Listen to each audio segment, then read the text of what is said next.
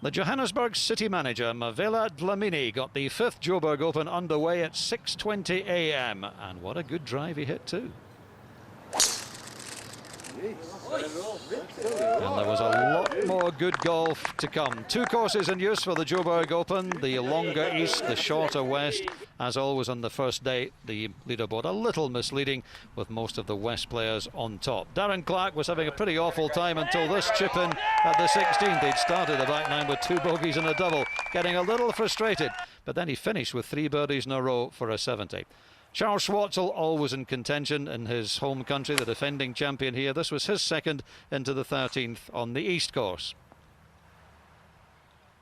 Beautifully played. The putt was holed, and Schwartzel round in 68 for 3 under. Over on the West course, not much happening for Alex Noren on the front 9, but a very different story on the back. This is second into the par 4 11th.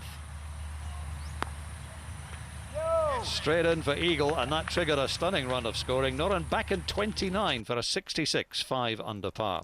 The man who was really scoring in the early afternoon on the difficult East course, though, was Thomas Aiken. This a birdie at the 16th on his way to a terrific 64, 7 under par on the East. As the day wore on, Martin Maritz suddenly came into the picture as well. This a birdie at 15th. In fact, he'd moved to 8 under par playing the last, as indeed was Tyrone Mott, still with 3 to play. Mott and Maritz together at 8 under, right at the top of the leaderboard. On the West Coast, best score of the day, that of Brandon Grace, in contention last week in the Africa Open, maintaining that good form. This is second into the tough closing hole.